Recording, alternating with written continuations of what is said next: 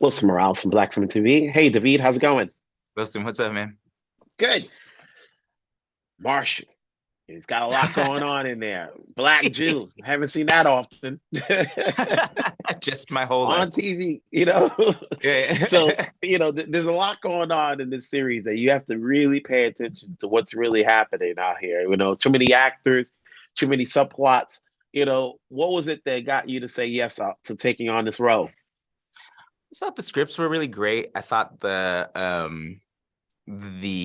project, the idea of creating these big scale, exciting, but like personal stories in which we acknowledge the existence of climate science is like a really important thing and like a big difficult swing, and those are the kinds of things I always want to be a part of. And then when they asked me to play Marshall, I just like that guy. I think he's I think you get to see enough of him over the course of the couple episodes that he's in to really like understand like all of us, he has issues with his parents, and those some of the choices that he made over the course of his life lead him to a place where he's like in a situation that he never thought he would be in when he was young and idealistic and sort of doing the best he can, but also just tunnel vision until this young girl comes along and like helps him rediscover his faith in a lot of ways, or challenge his faith also. Prior to this, how much did you or were you aware of climate change? We hear about this every now and then when things happen. I'm in LA now, and it's like definitely a climate change. I can't wear Yeah, man. shorts. Yeah, How bro. much how cognizant were you of climate as it happens every day?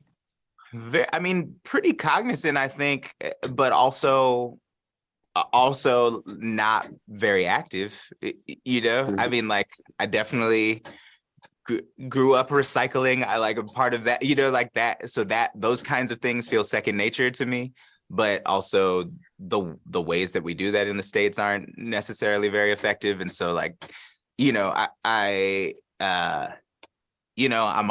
always been conscious of the like gas mileage of the cars that I drive or whatever. But there's actually so much more than that we can do. And that it really, a lot of the difficult things about it requires you to examine your life and actually like pick apart the ways that the things that you're doing and then make changes about them. And even the small, that's so hard to do, so hard to change something that you've been doing your whole life, or that is unconscious, that you don't think about. So I think one of the ideas of this show is that we can think it can give us a way to keep having something in the back of our heads a little bit, like gnawing at you And enough to be like, oh, right, I don't need this water bottle, or like, oh, the next car I get maybe can pollute less, or maybe I don't need a car, maybe public transportation is fine, or like those things can start gnawing at us if we also watched a thing that we really like that we think about all the time. Mhm. Then there's playing, a Jewish pastor of sorts, and what was that feeling like? Obviously, you have to be cognizant of playing that sort of role, not just any role, but you're playing that role. You know, are you a church person at that? I'm raised Jewish, so I like went to synagogue growing up, but I don't practice very well in my Okay. adult life. So so it was actually fun to reconnect with that a little bit and talk to a bunch of rabbis and sort of have conversations with them about how activist they are and what the functions of their synagogues are and how community oriented they are. And that was Now, do they great. know that? Did the producers know you were raised in a synagogue and all of that stuff? Oh Or yeah. would you have taken a role like that, not if you weren't raised?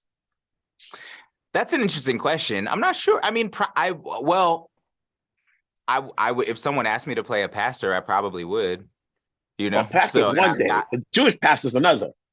well, no, but I'm not Christian. I've never been to church. You know what I'm saying? Okay. Except for a wedding or a funeral, I ain't been to church. That's not Mhm. my upbringing at all. So like, I don't know. It would be, and it's funny because within our, right, for us, it's like, would probably be easier to see me for a lot of people play a Baptist minister. I ain't never been. What are you talking? You know what I'm saying? Like, and like the church, when I did go to church, it was Glide Memorial. That church is unlike any other. I'll tell you that right now. So, but you know, so yeah, this was actually like way closer to my own lived experience than any of that. Like I said, I grew up Jewish, and I'm not the only Black Jew I know. Like I was, you know, like I'm from Berkeley. Like we look, you know, you're working opposite Leslie Uggams. You know, obviously both of you are theater, you know, thespians and so forth. You know, what was that experience like? We don't often see her enough on screen. My God, she's so great. She's just so good, and the best person. And I was starstruck the whole time. But one of the best, before we even started, a few days before we started shooting, Peter Rieger had Leslie and I over to his house just to have lunch because we were playing a family and just to hang out and talk to each other. And I'm just sitting there eating bagels between these two geniuses, you know, and it was great.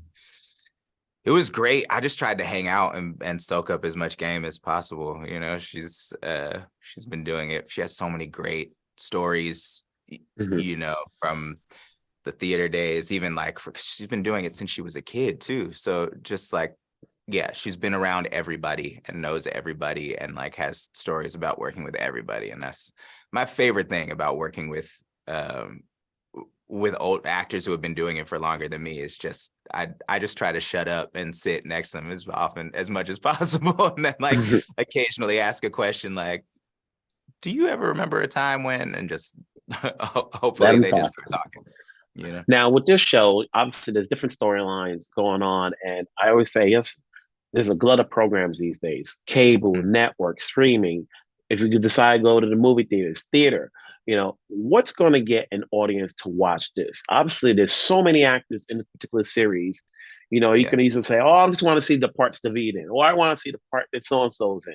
But what's going to get an audience to watch all of these episodes? We'll see. I mean, I think, you know, definitely the cast is a big draw. And I think even if you were to just come and watch the individual episodes, that's not nothing. And I think there's enough connective tissue between them, and hopefully they are entertaining enough that you would watch one and be like, oh, I'm gonna have to step back to see how this all started. Or if you're starting at the top, you know, because almost everybody is introduced early on in the series. And so that also I think is a smart idea to propel everybody forward. But it's also just the stories are grounded in human, at least in terms of what the scripts are like. It doesn't feel like medicine. I don't think it doesn't feel like someone's going to be yelling at you about how you don't recycle for all of the hours of this series. You know, you're just watching people live their lives in compelling, difficult situations. It just is all of the things we want good television to be.